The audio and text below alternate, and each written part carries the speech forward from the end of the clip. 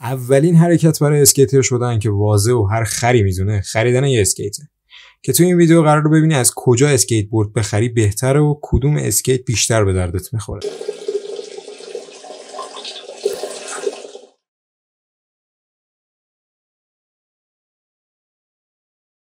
اسکیترهایی که یه مدتی اسکیت میکنن قطعات اسکیت رو جدا جدا میخرن. تخته، تراک، چرخ، بولبورینگ و پیچ و مهره، گریپ تیپ هم با تخته میدن اصولا.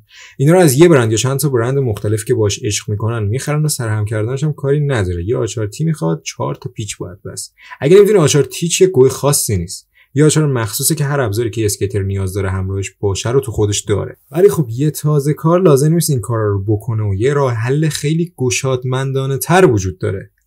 اسکیت کامل. اسکیت کامل یا همون اسکیت کامپلیت یه ست سرهم شده است که یه سری برندها و اسکیت شاپ‌ها مخصوص تازه کارا با قیمت‌ها و کیفیت‌های مختلف سرهمشون میکنن. ارزوناش توشون موز نیست. اگه از جای معتبر اسکیت کامل بستونی، ارزوناش هم استاندارد. فقط عمرشون یکم کمتر و زودتر میشکن. حالا کدوم اسکیت کامل رو بخریم؟ اینا که مدل‌های مختلفی دارن. اینجا اول باید با خود مشخص کنی میخوای با اسکیت چه غلطی بکنی.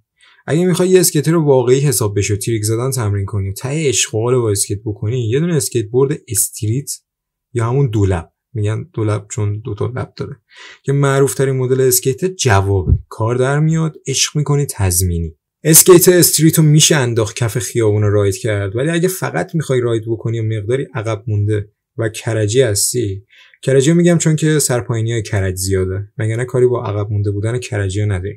اگه فقط میخوای راید کنی و کلا تریک نمیخوای بزنی و برنامه‌ای براش تو زندگی تخمت نداری، باید بری سراغ رانگ بورد و کروزر که چون تخته پهن‌تری دارن و چرخای بزرگتر و نرمتری دارن، راید کردن رو آسفالت و کف خیابون باشون راحت‌تره. لانگ بورد و کروزر رو هم میشه جدا جدا خرید و جمعش کرد، هم کامپلیت که قطعاتش اصولا نیست. یه موقع چرخش نیست، یه موقع تراکش پیدا نمیشه. اینا رو تازه کارم نباشه هم راحت‌تر کامپلیت بخری خودت خسته نکنی. اگرم خیلی جدی نمیخوای اسکیت کنی و میخوای یه عکسی با اسکیت بگیری و تظاهر به اون باحال بودنه بکنی و تیپ کلاغی سرتوپ و سیاه هم میزنی، اسکیت که نخره هیچی. در قدم اول حتما این ویدیو رو دیسلایک کن و چنل جوب رو ریپورت کن. در قدم بعدی خودتو بکش. پوزر. وقتی فهمیدی کدوم اسکیت بیشتر به دردت میخوره، 2 تا 4 تا کردی، حالا باید ببینیم از کدوم گورین اسکیت رو تهیه بکنی برات مناسب تره. چه تو ایران چه هر جای دیگه ای از دنیا، اسکیت بورد از جای غیر از اسکیت شاپ بگیری رفته تو پاچه. تو خراب شده خودمون لوازم ورزشی ها دیجیکالا تو پاچه میکنن، تو خراب نشده اونا آمازون و والمارت. کپیکس، شارک، کانادا، مایت، دیسپلی، پرو اسپورت، اسپورت رانر، اینا اسکیت گرونترهای لوازم ورزشیان که یکی از یکی آشغالتر و پول دور ریختن ترن.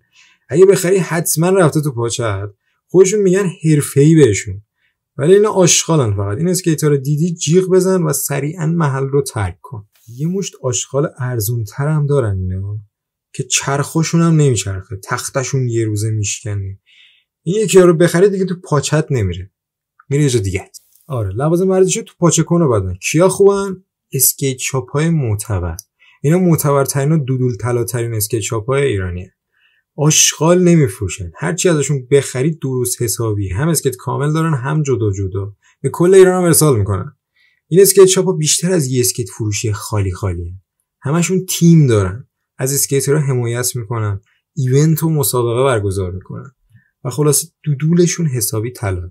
آره، ویدیو تموم شد. الان که میدونی چی باید از کجا بستونی، وقت تموم کردن پولای خودت تو خانواده است. سرت خوش، کونت چیل. این ویدیویی که این آخرام پیشنهاد میشه به درد پوزرا نمیخوره.